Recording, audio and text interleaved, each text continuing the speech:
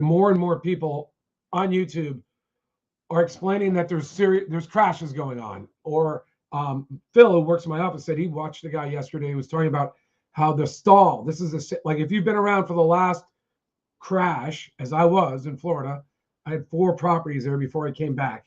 There was a stall. It didn't last very long, but it was like a buyer strike and a seller strike. The buyers weren't paying, and the sellers were like, "I'm holding out," and there was a stall, and then it happened. Now, yesterday I saw another video from a guy explaining that the builders are now their prices are 15 to 25% lower, and before they were like keeping the prices high by buying down loans and spending money that way. Someone threw the profit reports of the builders, and there were their profits margins have been squeezed as low as they've experienced over the whole term of the graph. I think they were looking at like 20, 30 years. Um, and the builders understand the market, and they've lowered their prices 15 to 20%. Whereas apparently a lot of sellers are just sitting. This is what the people on the ground are saying, are sitting there with overpriced properties that just aren't selling, and there's nothing moving. December, if you look at the graphs, this December, and I think a few months back, the lowest amount of transactions on record. That did happen back then. But let me tell you something to Californians. I went from California. We sold a house in we were married. Our house in Carlsbad doubled. I was like, you mean I can take out? It seemed like so much money to me in the early 90s. I could take out almost $400,000 and not have to pay taxes on it, because that had been a previous change in like 86 with Reagan. And it's like $400,000. This is before the rest of the country experienced. $400,000 was an incredible amount of money back then for a young guy, fairly young. And I was like, I can go to Florida and buy these properties that produce income, and we ought to do that. And we spent, by the time we're done selling our house, and we traveled with the kids for a month visiting relatives, and then we went down to Florida, the prices had gone up. And so the properties that paid for themselves with rentals disappeared. Nevertheless, we got into 4 properties. And then for a while, our 400,000, there was probably about $1 million in equity across those 4 properties. We were living in an okay place, but we wanted to be close we missed the right school district by very little. So lesson 1, when you're working with buyer's agents, make sure your buyer's agent knows that exact area you're working in. I've told people that every time they've consulted with me ever. I'm like, if you're working with a buyer's agent, first of all, you should probably go direct to the listing agent anyway if you know what you're doing. But if you need a buyer's agent because you're from out of town, find out how many properties they've worked on in those areas, or if they live there, and only work with them in that area. You don't let them take you all over where you could be making mistakes like I did. We bought in the right neighborhood, just not the right schools in that neighborhood. There was a line across the street, across one of the main roads, where some people went to the good schools where the kids weren't fighting in the high schools. It was just a much better neighborhood than mine, which was really only a mile away. So we were living in the house that we didn't want to live in, and I was building a house for spec. I took my investment profits here, and I was building a house for spec. And the mistake I made was I asked my wife what she would like in it. I mean, she knew it was on for spec, but when we had an offer of $930,000, and she was pregnant, there was just no way I was going to sell it. So we had 2 houses, the one we were living in, that house, and 2 houses that were also building on spec. The market collapsed. It went down. Those houses lost probably 20% in the first month. As soon as that stall stopped, the prices just came in lower. Because Florida has a lot of turnover, and some people were smart. They just got out. So it's like nothing. Flood of properties onto the MLS at lower prices. Boom, gone. 30, 40%. We were, and it kept happening. Like this was the issue. Now, if you're trying to get out, the buyers would be under contract with you. They'd have a 30-day. This happened to me before I was a realtor. This is why one of the reasons I became a realtor. There was a 30-day contract. Strike that. At one point in time in Florida, I did sit for the law exam, and I did sit for the real estate exam. So the timing of this is a little off in my head. But at one point, the houses were going down so that you'd be under contract, and the buyers would see while you were under contract, they didn't want your home anymore, and they'd back out. So lesson 1 is shorten time frames when you're selling in this market. If they've negotiated a great price with you, you've got to get them ready to go so that they either waive some contingencies that would let them out, or they're like, I'll do the inspections in 1 week and then I'm going to close. And if people need loans, then you have to worry about that, because when the markets are going down, buyers will back out and say, I can get a better deal across the street or down the block, especially in places like Florida, or, well, any places where there's a lot of new builds and people turn over. And there's a lot of houses for sale. So if you're going to sell your home, act quickly, act decisively, and do what real, and here's the advice that most people hated. You need to be the best price on the market, because you want your house to clear. If you've decided to sell, decide to sell. Don't say, I'll be up here and wait. I mean, unless you're saying I'm willing to wait for the market to turn, or this spring, I don't believe it's going to be a bad spring. I think those houses will be bought and then they'll get to my price. Fine, if that's your strategy. But if you're saying, I'd like to sell my home, but I need this price, that's a mistake in declining markets, because the markets will not get to your price if they're going down. So you're the story, the warning story listing realtors tell all their other clients. They're like, see this property? It was only a little over the market 3 months ago, and it's still sitting there, and they've lowered the price 50 to 100,000 twice, but they're never lowering their price enough, and they're just chasing the market down from above. And you are the warning story. So I'm not saying I'm not saying sell your home. I'm saying if you decide to sell it, mean it, accept it, look at the comps, know what the prices are. Actually, that's bad advice. Don't look at the comps, look at the prices, and hope there's comps justifying where you want to go. But like a lot of areas, because they had these pauses, and we're probably seeing this with days on market going up in California, some of those pauses are the buyers rejecting the prices, but there's no comps showing up. So you're going in, like, this is a problem realtors have. You'll be going in and you only have comps from 3 or 4 months ago. You being aware, you're like, there's no way. Well, there's not no way, but you're like, in all probability, the buyers that are interested have weighed and said that neighborhood's overpriced, so we're not going there. Like, you have to worry about that risk. I mean, given the amount of normal turnover, right? So if you've been on pause and other prices are down all around you, and you're not really insulated from that, like maybe there's, tremendous properties, beach properties, I'm not necessarily talking about. I'm talking about competitive properties where there's other houses in your price range in other neighborhoods, other places that serve as good comps. So you'll see no one buying. You'll see properties on the market that aren't selling. And if you're doing a total market analysis, you're taking in that data and saying, well, there's a reason these aren't selling and those are over there, because those people already took the 15 or 20% price drop. So comps can be irrelevant. High comps are irrelevant if there's competition for you in your neighborhood, like those houses that people can price well because they're all part of the same type of house. If they're down here and you go on up there and you can't explain why your house is worth that much more than those, I would say, why are you bother sell? Why try to sell? You're not really trying to sell. You're trying to get money for your home that's probably not there anymore. So you're welcome to do that, but not if you think you're going to need the money. Like if you're like, I really wish I had 200,000 and now I'm only going to get 125. Well, if the market turns, and we'll know this is why I'm saying this, in a few weeks, we're going to know if prices are going up anymore in California or Southern California. But this is not about trying to get 2 or 3 year ago prices. You should be saying, what is the market now? What are the prices now? What am I likely to get? 2 or 3 year prices are irrelevant. Now I wanted to get to the stories of the people. This is what made my job rewarding, interesting, sad. The financial problems that happen when people's houses are gone. First of all, if they were catching out or they were using the properties, their spigot of a good lifestyle It's gone.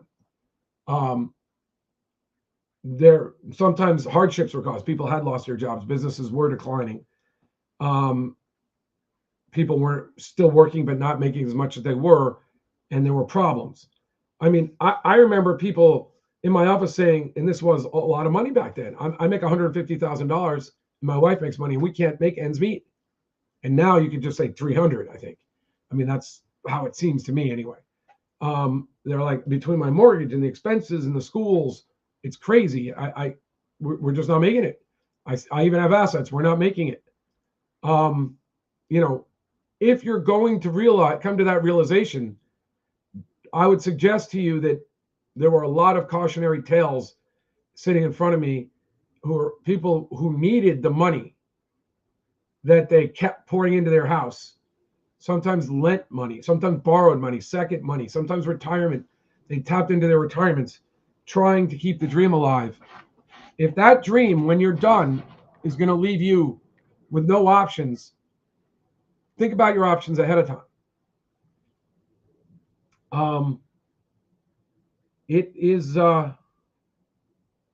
It was very serious. I don't know if it's going to happen in California the way it did. I know there's a lot of people who want houses here who don't have them. So there's probably a baseline that is not like Florida or Texas or Arizona, where the builders were completely overbuilt. And that's what I'm reading. I can't say that. I used to, 20 years ago, I could have told you that because I lived in Florida. I assume it's still going on, but I don't know that for a fact. But I do know one of the most impressive things about why Florida is going to lead this down is that there are people whose, what they call escrow there would be like the taxes and the insurance, their payments are higher now than their mortgage. So the economist in me, well, okay, let me explain. All the realtors in California know a lot of the buyers buy a payment. They're like, what am I going to get? So they go in, whatever they're most qualified for, the monthly payment they qualify for is what that ends up being the house they buy. Because in the market, you're always like, I want to squeeze into the best house. I want to get in the best house. It's a good investment. So understanding that relationship between people's monthly payment and the price of the home is very strong and very easily understood in California. Some realtors will say people are buying a payment. They're not buying the house. It's not like I buy the house and then I figure out what it costs because I can afford the house. It's what's my payment, and they go around shopping in that price range. To some degree, a market like Florida is a little different because some people go down there and saying, this is my retirement house, and they're going to live within their means.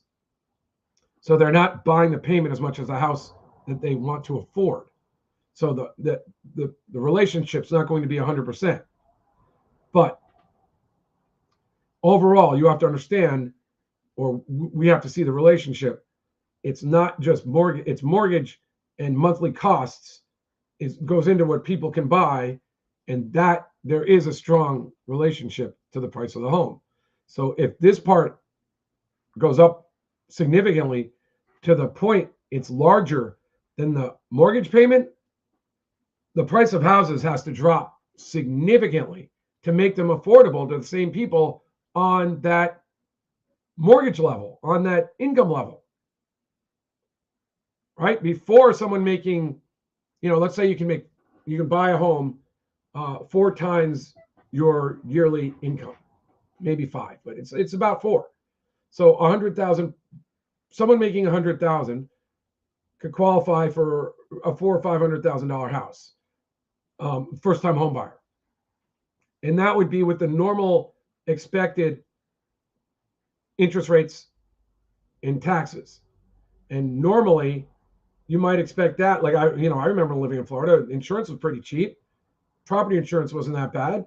So maybe you had the mortgage and your escrow would be maybe 20% of that mortgage, and that would have been high. It was probably closer to 10%. Okay, maybe it was 20%. So like in California, yeah, I can't even do it on mine because we've been living in this house so long. But as this doubles or triples, the lever, the 4 times, goes up significantly. I wish I'd done the math, but I think you understand. So that like if if normally you've got $6,000 or $5,000 a month, and it bought you that's 60,000 a year. Well, let's say it was 10,000 a month, and that bought you 120 times. Well, that bought you a $500,000 house. Now, if this thing that was 20% is now another 100%, the price of the homes is going to have to drop significantly. I'll do the math in the next video. Okay, so now I wanted to get to lessons regarding what happens if the market does disintegrate here in California, because we know that I was very surprised to see last week there were 653 short sales on the CRMLS. And so if there's that many short sales, and we know they're frequently around the places where the new builds happen and the builders are now undercutting, there's tens of thousands of homeowners who don't have any equity in their home, which I guess is all right if they're not selling. But if they have to sell, they're again going to have to make their house the right priced home on the market. And they're going to be what I would call low equity seller, what might be a pre-foreclosure candidate, because it depends on where they sell their price of the home, if they're going to have enough to pay the real estate fees and the closing costs. So the next warning is, do not lock in to long-term real estate contracts in down markets. I would say never anyway, but in a down market, you might need other options besides selling your home. And you might not want the person selling your home to be the person that does your loan workout with you, because a realtor can only sell a home. So one loan workout is a short sale, but in the beginning of a down market, short sale, if you're trying to protect your credit, is probably not the way to go. I mean, you would want to press other levers, gain other leverage over the bank over short sale. Eventually, I would expect when the lenders get a full grasp of the area, short sale could be something that you would consider in the beginning. But even then, like if I'm a homeowner and I'm going to have to take a hit, and I don't want to pay a lawyer to try to do the deed in lieu while my credit's good, and I don't want to work with a lawyer who maybe could get a short sale done while I'm still current, and I'm not saying that happens all the time. It does, but not all the time. Not even 50% of the time. Most of the time, banks are like, no, we're not going to do it. And then we argue. I try to escalate, and sometimes they'll consider it, but sometimes they don't. It's worth a try. But right now, the foreclosure timeline in California is a full year. If you are going to get credit damage and you have talked to an attorney and you know the bank can't come after you for the money from a foreclosure, and you're not worried about the tax consequences, which you discuss with a lawyer, and you're accepting credit damage, you can still want to mitigate it, but you're accepting it. Would you really want to sell your home right now? I mean, if even if it went down by 50%, if you're insulated from taxes, you're insulated from the deficiency because of the law, wouldn't you want to live in your house for a year for free? So why? I know I'd like to not have to pay anything on my house for a year. I mean, if I'm going to take the credit damage, I might as well get the benefits. So really, you'd want to talk to a lawyer, figure out how to extend the timeline as long as possible, because now we have more tools that you don't even have to file bankruptcy necessarily anymore to get 45 to 90 more days. We've got a federal law that you would expect to be tacked onto this California foreclosure timeline. So if you're like 110, 120 days, and you add another 120 days, and then you add the AB 2924, is it 2424? The 45 to 90 days that you can get if you notice, well basically, because you can't concurrently track short sales. I mean, can't concurrently track foreclosures and loan workouts like loan mods or short sales. You get one law that gives you 45 to 90 days, and then you can put a halt on this while they're considering it. I mean, you're looking at like a year, if you, or maybe more. I mean, we had clients who were in their houses for 3 to 5 years, but that wasn't the minimum. I'm just saying the minimum's now looking like it's far more than double than it used to be for foreclosure. Because, and by the way, by the very fact I'm making this argument with you is the reason why I would expect, we did deeds in lieu while people still didn't take credit damage, and we could negotiate for how it was reported on their credit. we now have a massive lever against them. So why not consider a deed in lieu instead of a short sale? I mean, it would, if you could afford it. I mean, because you could try it yourself, but I don't know that you're going to get the leverage that you could with an attorney. And I did some deeds in lieu back then for $3,000. It really depended on how much work. I would do it for a flat fee, and I would depend, like different banks took different amounts of work, and I knew that what those banks were like back then. But there's a lot of reasons why you wouldn't start with a short sale. You'd start with a deed in lieu, just because it's going to give you more leverage to get the result you want. Like I don't see how you're going to get it, the result of keeping your credit fine doing a short sale with a realtor at all, really. You're going to want an attorney on your realtor team. Realtors, you should work with attorneys to help your clients. Now, I'm going to go over and just do a little more. I think this is interesting. You're going to see the prices of homes. You're going to see some of the short sales that we did. And we're going to go through and maybe do a little bit. We're going to go to the Wayback Machine for upsidedownrealestate.com. And I've resurrected that site last week, but we're going to see some of the, I think might be interesting. So I'll give you my reflections on why I was reviewing this. So this was the front page, and over time, after listening to a lot of clients, they were like, I'm glad I found your website, because I got conflicting information all over the net. So of course I put it up there. I gave my clients stories, like some of the things that marketing experts now teach people about the internet. When I was doing, you can go back, I have videos from 2007, 2008. I worked with so many people because Yahoo cited my website nationally. Google had it in the top rankings for like deed in lieu, short sale, foreclosure defense, all over California. I was getting calls. I couldn't even keep up with my calls. Like I'd have a realtor talking to me about a deal we were working on, because I was referring them out at first, even though I had a broker's license. I was doing the law work. They were doing the real estate work. And he's like, John, that's insane. You need to be a broker. So A, you can watch what's going on in your files. B, like I get a short sale approval, and you're telling me I have to spend 3 weeks getting my client released from the deficiency in writing, and you're helping. And my broker's saying, screw him. We got the deal done. Let's get paid. And I was like, oh my goodness. And I had been referring short sales out to 4 or 5 different realtors. I had no idea the pressure that their brokers were putting on them to not do the right thing at times. So I was like, oh boy. So I did. I started a brokerage. I had a broker's license. I opened my brokerage for things besides my own deals. And we started doing it. But his point was, he was sitting there in my office. He said, John, you don't understand real estate. You just got 7 come list me calls. That doesn't happen in real estate. And I was like, oh, interesting. I didn't know, but I was writing stuff that resonated with people. You find conflicting foreclosure and walkaway info on the net. And this would be back then. Like today, I just learned, I was starting my marketing for this again.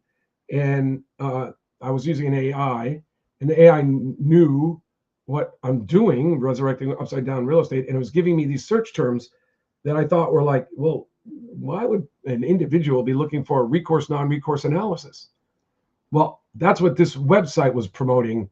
And it's almost like some of that work became what the search engine now considers one of the terms I need to put in my ad on a pay-per-click ad so that it's relevant. It gives me a high relevance score. So I don't know whether people are searching on it or it's just important to the AI to do Google AdWords. Google said you have a poor score because you don't have these terms in your ad. And some of those were like, I was like, those are kind of proprietary to me. Why? I couldn't believe that Google cared about these terms. And these were terms, this was the first website talking about it. I mean, before that, lawyers understood this stuff at bankruptcy firms, particularly, but it wasn't up on the web. Lawyers were loath to put up information on the web back then. That was our proprietary information. So, the world's changed a lot since then. So then I was like, you need to be a straight shooter who leverages California law. I still use that word. I can't believe you would try to do a short sale with a bank, with a bank's collections department, and not do leverage law to get the deal done on your terms, in terms of whatever those terms are. And for some people, if you're protected by 580B or 580D or 580E, and you're like, well, I'm okay on my debt, I'm okay on my taxes. I'm like, well, why would you take the way realtors get credit scores reported? Like, why aren't you fighting for that, for leveraging it? Well, one, they're not licensed to do it or talk to you about it. But why would you? Like why wouldn't you leverage law to get the workout, to get the results of the workout you want? You have a house. The bank wants to get paid on it. Their fiduciaries, the loss mitigation department has a fiduciary duty to their lenders. They're supposed to get back as much of their asset as they can. And you can sit there and deprive them of that asset for a year. You can put renters in there who are going to get cash for keys. I mean, sometimes you have to educate them. They're in other states. They think they're holding the cards. Oh, well, we can foreclose. And like, my clients already accepted that eventuality. Like, we're trying to do something better with you. Oh, you're going to get tax problems. Not my clients, not in this scenario, not with these loans.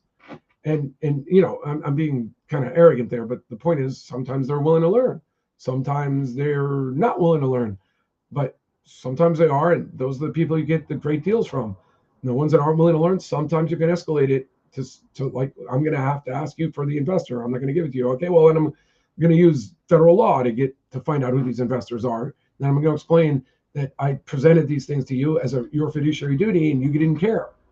I don't think they really cared, but sometimes I got escalated, and someone who knew would call up. Like, I was talking to Phil.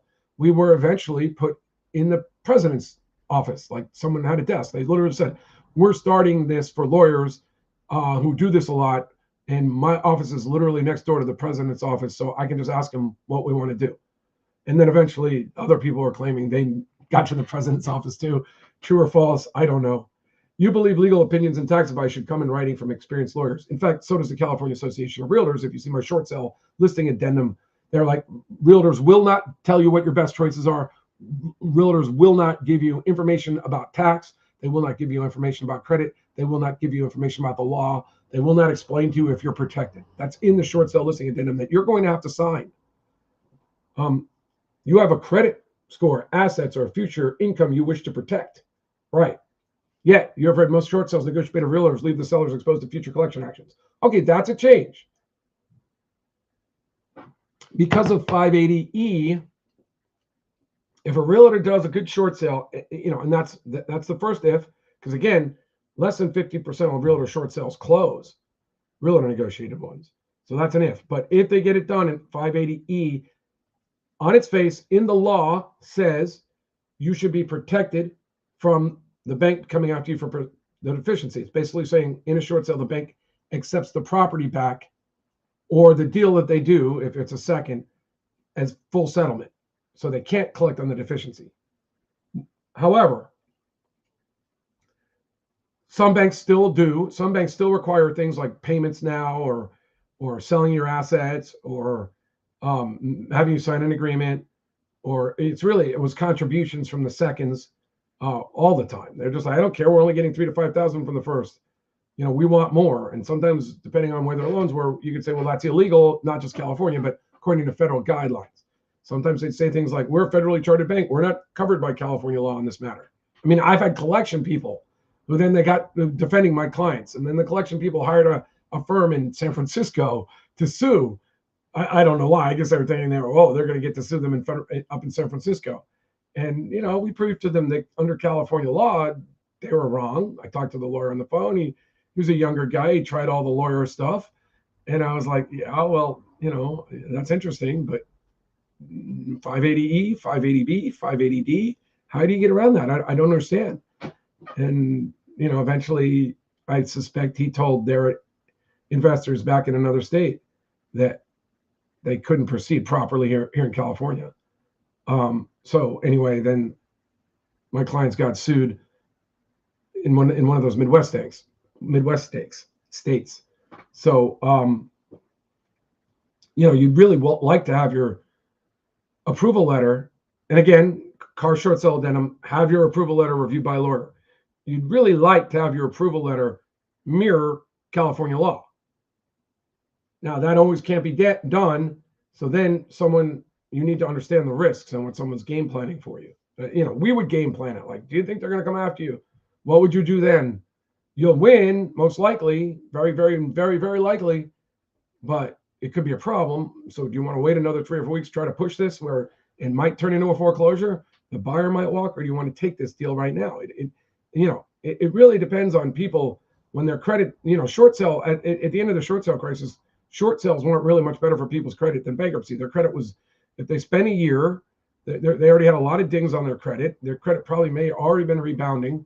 And what that short sale mark or foreclosure mark would do, well, there's 2 things everyone should need to know. There's your credit score that bounces all around when you're not paying. And then there's the mark where they say legally settled, but for less than the full amount. That's a bad mark. And it's whether the banks want to do business with you in the future.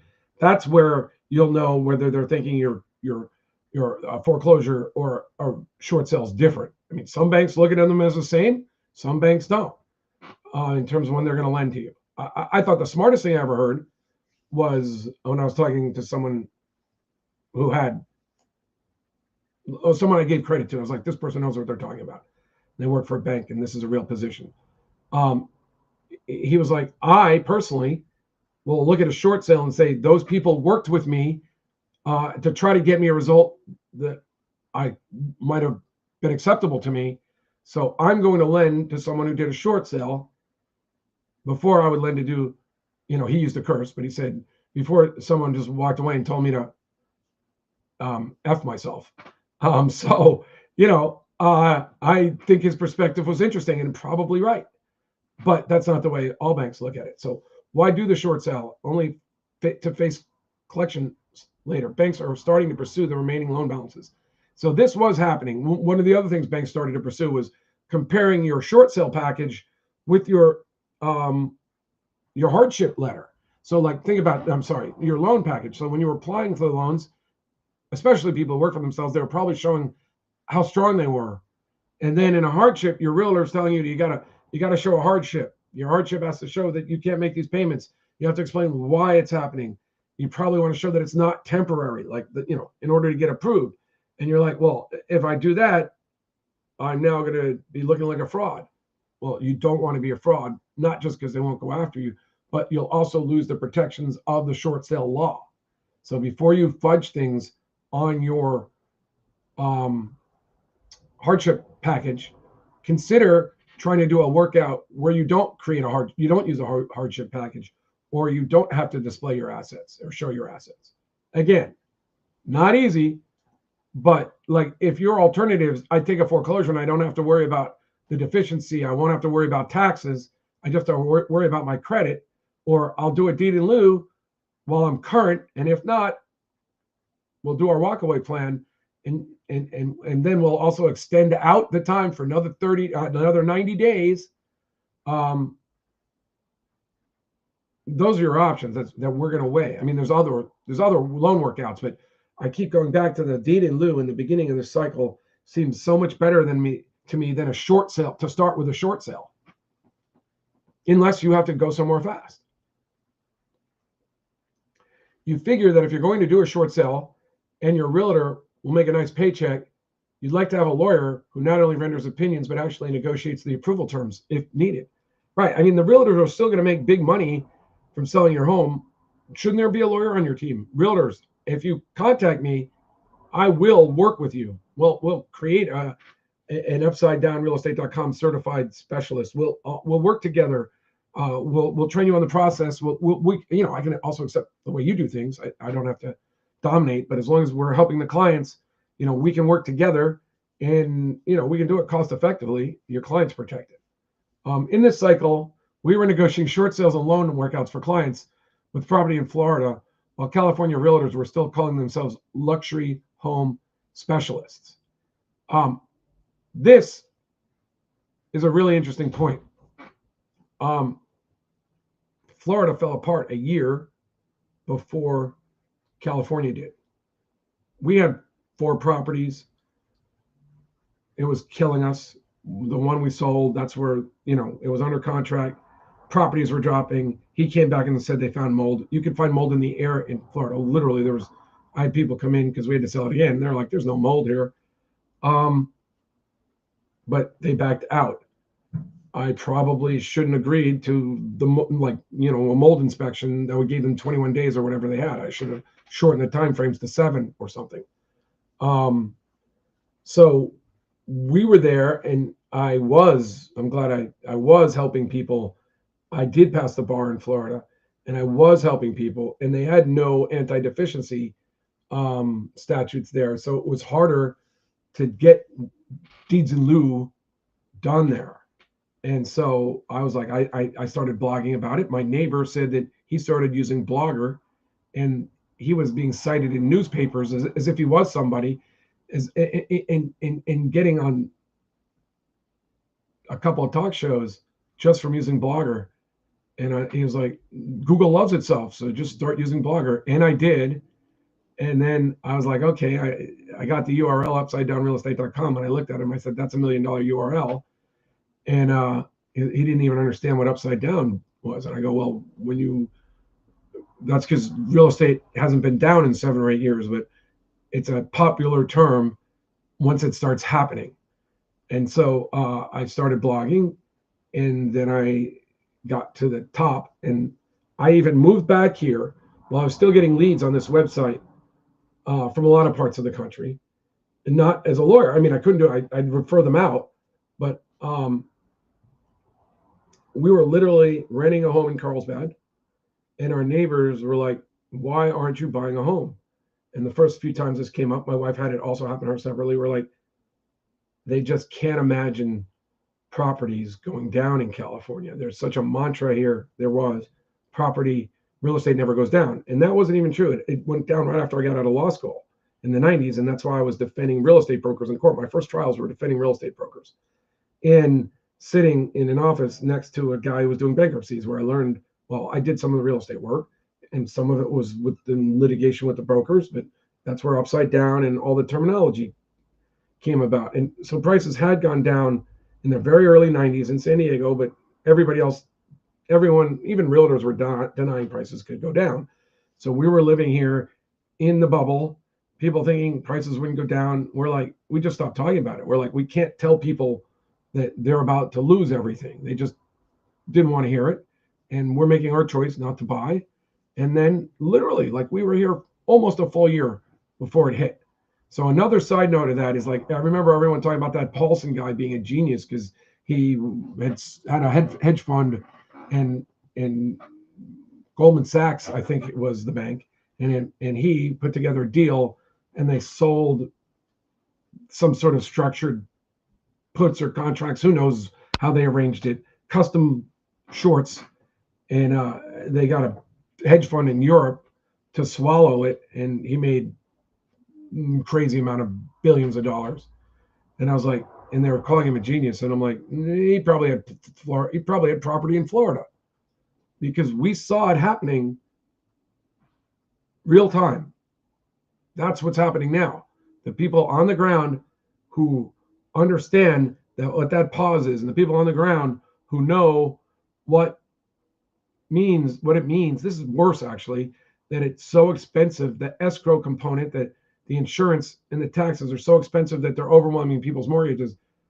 People understand that means property prices have to compress in those states. So the question is, will it hit San Diego? Will it hit Southern California, Riverside? Riverside's already got some short sales. San Bernardino had 70 short sales. There's parts of Northern California where it's happening. I'm not going to predict, but I just put a lot of work into upside down real estate this week. Now, what else that I think was interesting? I thought that we could see, this was an interesting thing. I had, so here, you want to work with someone who proves they have negotiated and closed dozens of short sales. So I was like, I wonder if I click that link, if it's actually going to show some of my short sales. This was 2010. Because short sales weren't easily negotiated back then. 15 or 25% was the only success rate most realtors had. And we were holding out for anti-deficiency language too. But you could see on my website, favorite real estate's totally changed since then. but at one point in time, I could just pull up short sales, sold short sales, and the prices are interesting. Like some of these are nice homes, right? 1 acre Tudor home in Escondido. Well, actually 775, and that's interesting.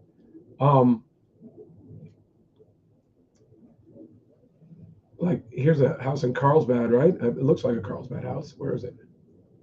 San Marcos. Okay, 540. Cherry Blossom, San Diego, 529. La Tortola, 92129. I remember those people.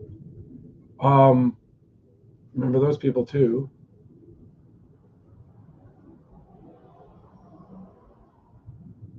Oh, I ranked them in order. That's why the prices are going down. So Chula Vista for 360, 3-bed, 2 baths, 2,156 square feet. Amazing.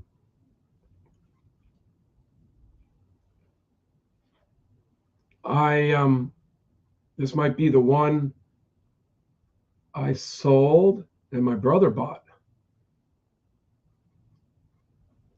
Full disclosures to the people. In fact, there was a realtor in my office who knew my brother was looking. He's like, John, why aren't you selling that to your brother? And I was like, I didn't want to have any obvious conflicts. And he's like, just tell the people you're negotiating the short sale with, and tell your buyers and see if they care. And no one cared. So I owe David my brother. He moved ever since. He lives in Texas now, but that was a good move by David. So we can see we had negotiated Citricata Circle. I remember this house, a townhouse, 2-bedroom, 2-bath, 1,123, 320,000. It was a nice location. Oh, this could have been, no, I think that's cheaper.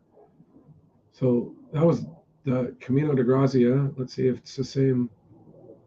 Camino de Grazia. This one was 2-bed. Oh, these are, no, my brother wanted, I guess I sold a few there. My brother bought a 1-bedroom.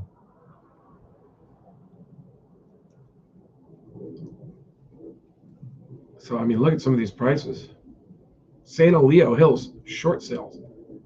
2-bed, 2-bath, 1,100 square feet, Santa Leo.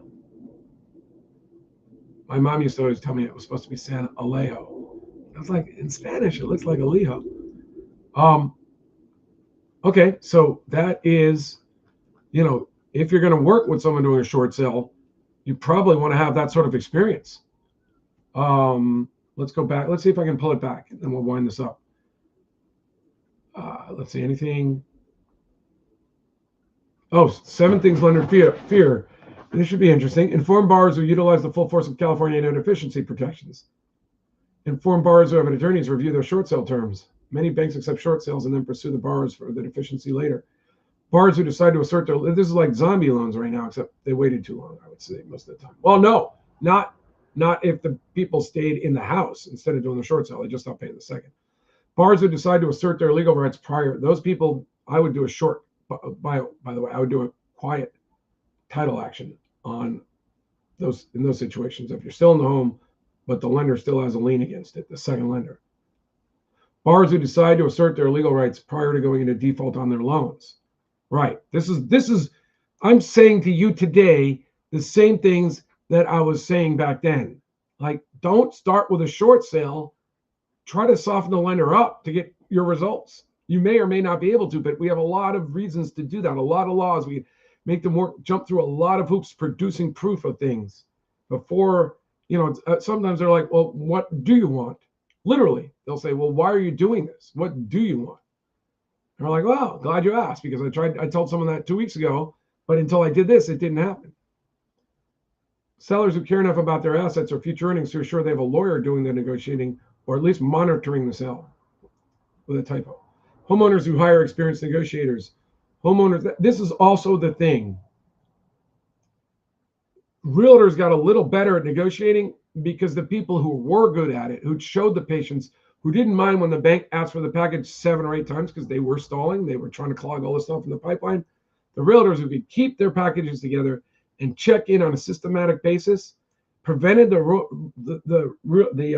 banks from saying, "Oh, we didn't have any activity, we closed the file." They just made up all these rules to close the file.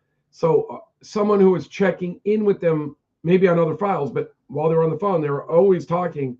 Those people got deals done. Regular realtors rarely got them done. Homeowners who request the lenders produce proof of ownership. This was a big thing back then. I doubt it's going to be as big a deal now. Homeowners, last Bank of America and Countrywide.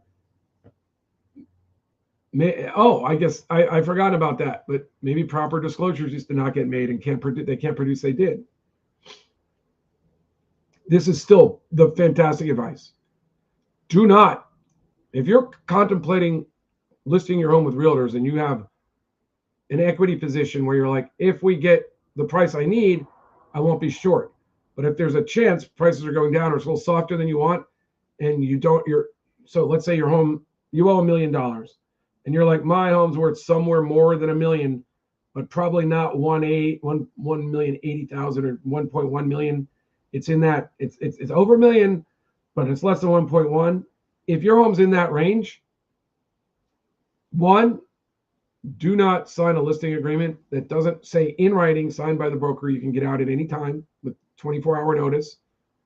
Sending a text, I mean, it should be simple. And also make them send you, because they should know you they should be doing the research. They're like, oh, this person is a potential foreclosure. I need to make sure I understand what's going on in the area and the pricing, and I need to be able to explain things to them in the limited manner that realtors are licensed to do so. So make them send you the short sale listing addendum. I have videos on that. And then ask them questions about it. And see if they actually are trying to pitch you and sell you on selling your home, or they're actually concerned and like, those are good issues. Yes, you're going to need a lawyer to review an approval letter because there might be terms on it that aren't good to sign. So again, this is massive right now. If they're going to do a short sale, they should prove that they've negotiated a bunch of short sales. You could ask for short sale approval letters. Exactly what was released. That's not as important if you understand what I said now, but you'd want to read them anyway. Ask your realtor to put his or her advice in writing. This is the most important. I'd say ask your realtor to put their tax and credit information in writing, signed by their broker. And you can even ask them, what happens if the release doesn't release me from the loan, or they ask me to sign something and say I still owe some money, or they ask me to bring contributions. It's really a trick question. They're not supposed to answer. Oh, this is another point. The Mortgage Debt Forgiveness Act expired December 31st, 2025. Hasn't been renewed yet. So, well, it wasn't renewed a week ago when I checked in mid-January. Ask who receives the legal releases and advise the seller to go to closing. Right. Oh, that's another good point. You can't have, when the approval letters come in, you can't have your realtor or escrow send that approval letter to the buyer, not until you've reviewed it. You don't want to cause problems. So you want to control your people, the experts, or the people doing the work. If you have two loans, this is a legal question. It's also a strategy question. Your realtor absolutely should not tell you to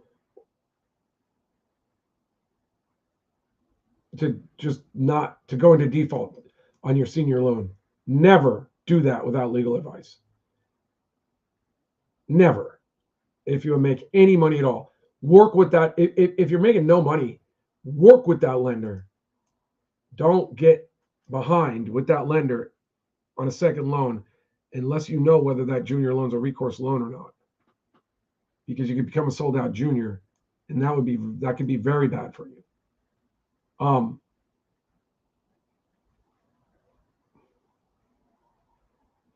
Ask your short sale expert why a homeowner with purchase money loans might want to take a foreclosure rather than the rest being responsible for loan balances. That was a risk back then.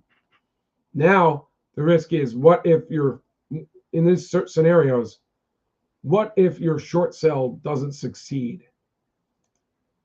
That's the first question you should ask.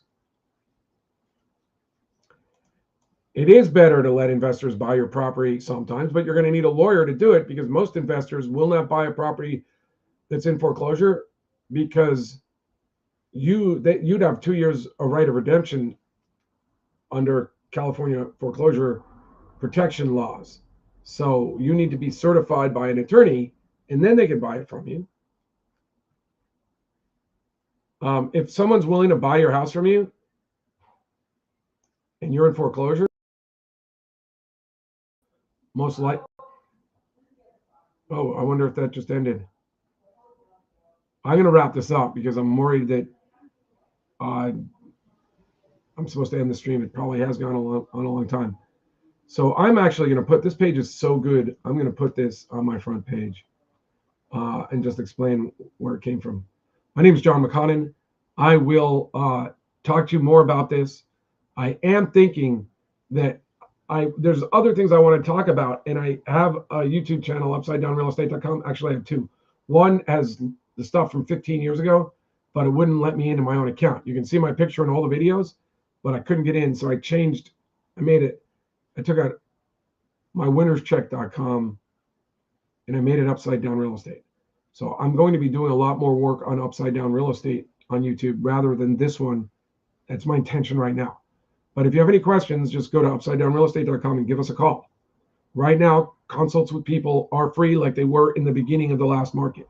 I eventually did start charging because I was spending so much time on the phone. I was like, I'm not getting anything done. So I started charging. But right now, I'm more than happy to help people in California who are interested, or people. Really, I can help people with respect to short sales because I can refer them out to a lawyer realtor team. I might even, maybe some of the people I used to do are still around. I could do that, but I can't do legal work in other states or legal advice in other states. Thank you. Talk to you later. Bye.